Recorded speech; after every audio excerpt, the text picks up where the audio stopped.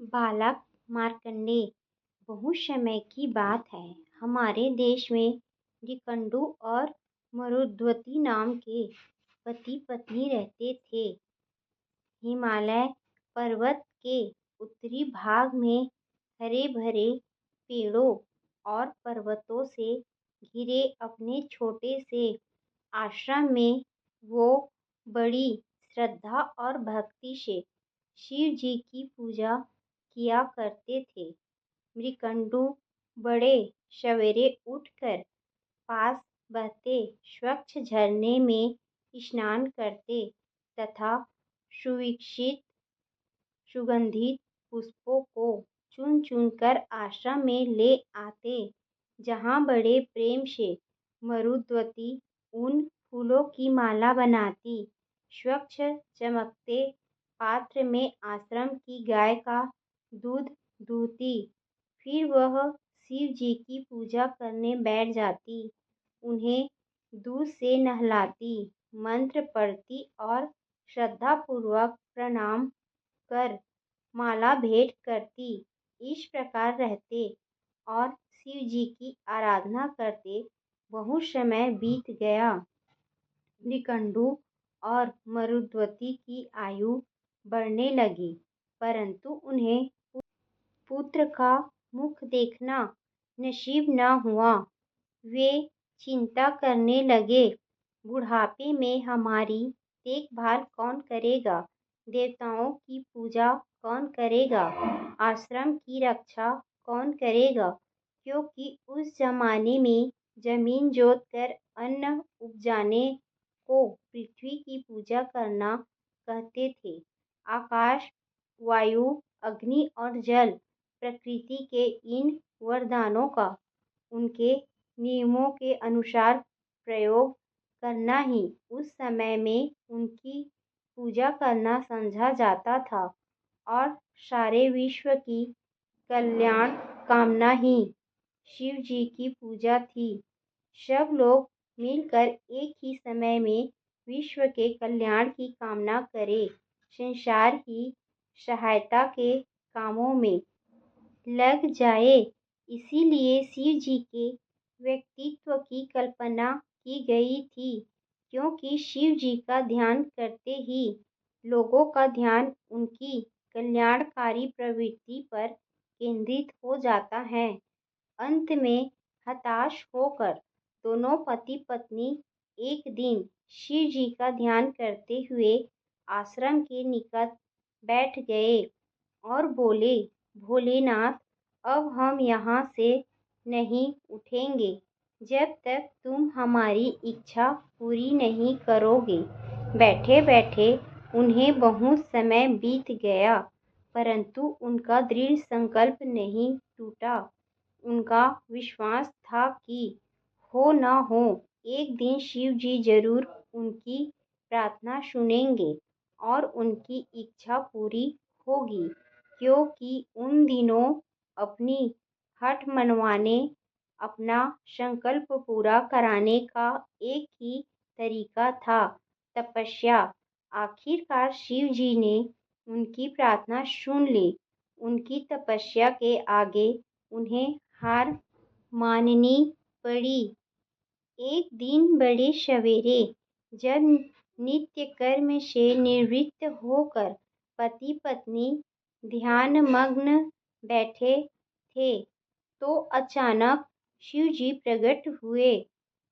भस्मांकित मुस्कुराता चेहरा, नीला कंठ, माथे पर तीसरा नेत्र, हाथ में त्रिशूल, गले में सांपों की माला, सब कुछ ठीक ठाक था।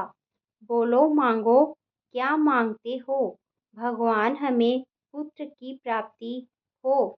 वे बोल, अच्छा, यह बात है।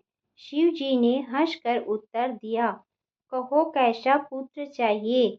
गुणी परंतु कम आयु वाला अथवा निर्गुण और बहुत दिन जीने वाला?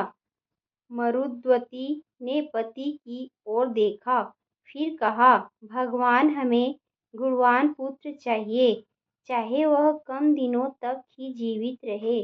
तथा अस्तु कहकर शिव जी मेघमंडल में बिजली के समान अंतर्ध्यान हो गए।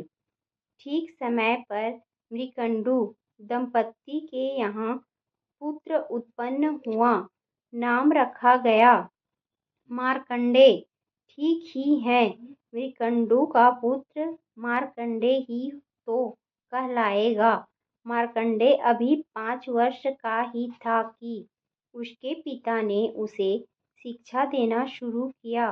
बेटा, हमेशा सच बोलना, प्रकृति के जीवों से मेल मिलाप से रहना, उन्हें बिना कारण कष्ट मत पहुंचाना, कर्तव्य पथ से कभी न हटना।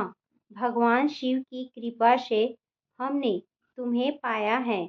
उनके कहने के अनुसार तुम्हारी आयु अधिक नहीं होगी, परंतु यदि तुम परिश्रम करोगे तो सब गुण तुम में वास करेंगे। माता मरुद्वती भी नित्य प्रति पुत्र को आश्रम सेवा का कार्य सिखाती, पेड़ पौधों को देखभाल, पृथ्वी से अन्न का उत्पादन, भोजन तैयार करने की कला, आश्रम की सुरक्षा, फिर शिव जी की पूजा जो सर्वोपरि थी। सभी कर्मों में मार्कंडेय अपनी माता के साथ रहता, उससे सीखता, उसकी सहायता करता। जब वह 12 वर्ष का हुआ तो माता पिता से आज्ञा लेकर दक्षिण दिशा की ओर चल पड़ा। उसकी तीव्र इच्छा थी कि वह ऋषि अगस्त्य को खोजकर उनसे विद्या प्राप्त करे। उन दिनों दक्षिण में अगस्त्य का बहुत नाम था। दूर दूर से लोग आकर उनसे ज्ञान प्राप्त कर रहे थे। सुना जाता था कि वे पशु पक्षियों, भालू बंदरों को भी पढ़ना लिखना सिखा देते थे। दक्षिण पहुंचकर मार्कंडेय ने सबसे पहले एक सुंदर नीले रंग का पत्थर ढूंढा और बड़े प्रेम परिश्रम से उसे चिकना बनाकर शिवलिंग स्थापित किया। फिर वह प्रतिदिन नियम पूर्वक शिव जी की पूजा करने लगा।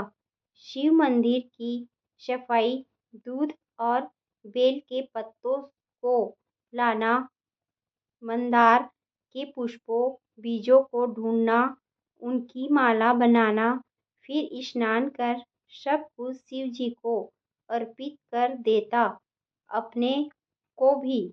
यह उसका नित्य कर्म बन गया। वह अगस्त्य मुनि की पाठशाला में भी जाता और वहाँ भी मन लगाकर अपना काम करता। देश विदेश से आए हुए विद्यार्थियों के बीच उसका बड़ा मन लगता।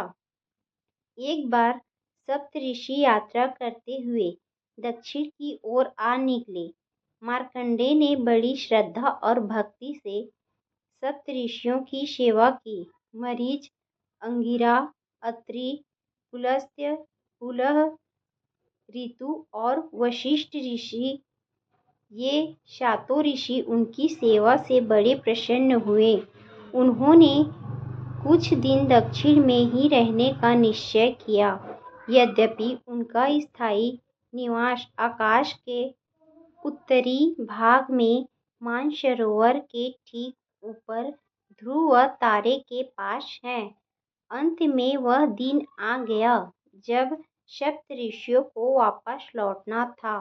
एक एक कर 7 ऋषियों ने मार्कंडेय को आशीर्वाद दिया, परंतु जब सबसे अंत में गुरु वशिष्ठ के मुंह से पुत्र दीर्घायु हो ये शब्द निकले तो अचानक उनकी दृष्टि उसके माथे पर पड़ गई।